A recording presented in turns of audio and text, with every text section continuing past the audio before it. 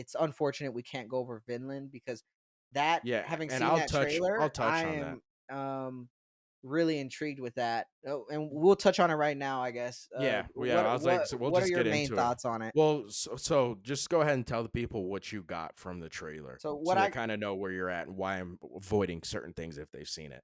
Right. So the trailer I thought was excellent. It was the best out of the three that I saw between Chainsaw, Bocchi, and Vinland.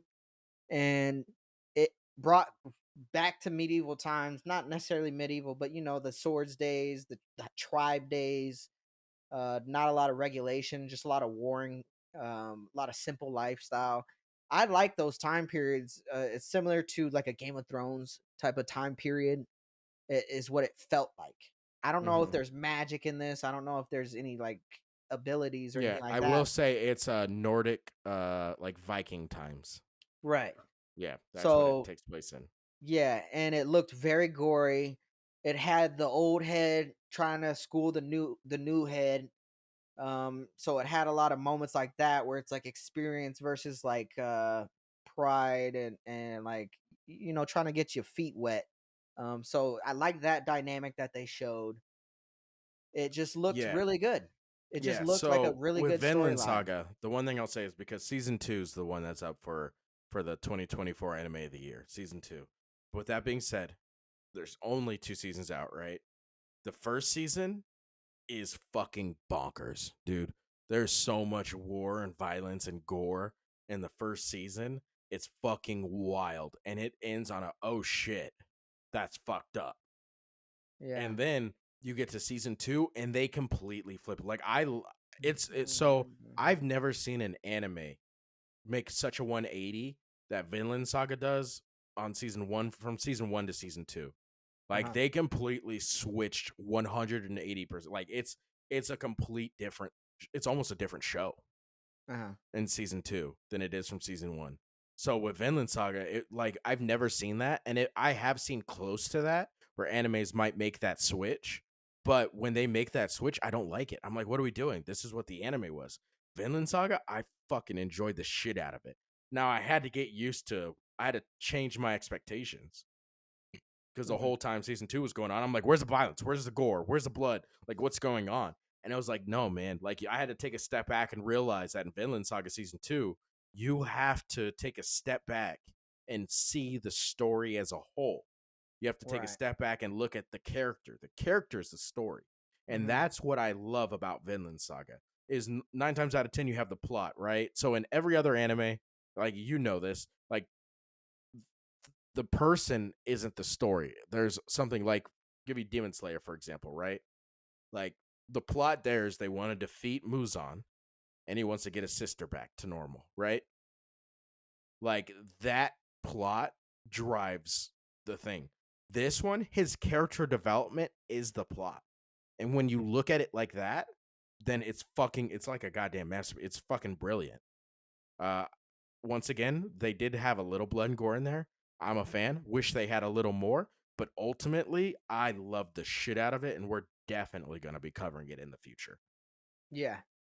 So yeah, that'll do it for Vinland. I'm excited to get into that. Yeah, And it won't be too long before I do yeah. probably just I because of almost threw it on your list not too long ago, yeah, and then I decided not to because you have a hefty load, a hefty load.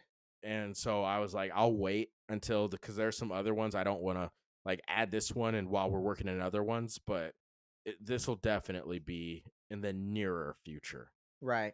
And then Demon Slayer, we'll wrap it up on this. The Swordsmith arc specifically. We haven't covered it. We're No, going we to haven't. cover it. So We're I gonna don't want us cover to it. get into too much detail right now, but And uh we shouldn't have to because y'all motherfuckers broke the internet watching this. This is the right. one. This is the one out of all these that transcend anime. Yeah. You know what I Yeah. mean? Like I know people outside the anime community that fuck with That Demon fuck with Slayer Demon Slayer. and only Demon Slayer. This one transcends anime Yeah. community. This is one where it's similar to the DBZ where it transcends the scene.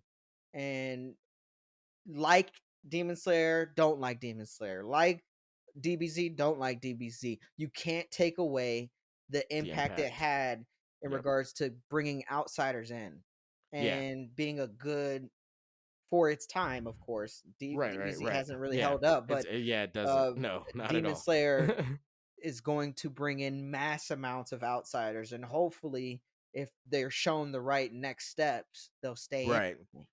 Right. And so this is actually something interesting I want you to think about that I was just thinking about as you were talking. I think Jujutsu Kaisen was good enough to where it could transcend anime, where people who don't watch anime could watch it. But I don't think it'll ever do it the way Demon Slayer did. No, And the one reason that is because of the time you have to invest. yeah, Demon Slayer, it's it's 12 episodes. very The Unwavering arc was 25 episodes. Everything after that is 12 to 13 episodes or 10 to 13 episodes, right? right. Like Jujutsu Kaisen's 25 episodes and you got to watch them. Right, you gotta really, And really I watch think them. and I love it and I wouldn't change that, but I will say I think that's the only reason Jujutsu Kaisen hasn't transcended the anime realm the Right. way I'm sure there are people who There's do, but some. it hasn't done it the way Demon Slayer has. Right. And like we said, I think we say this every single Demon Slayer review that we've done so far. The pacing is phenomenal. It's Yeah. just absolutely phenomenal. It's quick, clear, to the point for the most part. The only like filler-esque shit you get is in the Tengen arc with the entertainment Right. district with the dressing up and shit. But that's like literally the only thing you can really point to where it's like, it's kind of like get through this shit. Let's get through this. Yeah. And uh Swordsmith's arc was fucking phenomenal. If you've it was not so seen good. it, holy shit, you It need was to so watch it. good. And the ending, like you said, like you mentioned to that, stopped the fucking internet, dude. It Yeah. like We couldn't get in wow, for hours. curveball, Yeah. curveball, Yeah, and the massive big curveball. thing, so the big thing I do want to add about Demon Slayer and the Swordsmith Village arc, it's my favorite arc so far, Mhm. but it doesn't have the best fight. I still think the Correct. Entertainment District Woo! is the best fight, hands down, That not even close. Tengen Tanjiro's versus fucking Uh, Sickle Cell. Oh my yep, sickle god. cell, sickle Sh- cell, and whiny bitch. Yeah, but just that Sickle Cell fight with with just those them, three. yeah, yeah. Holy fuck.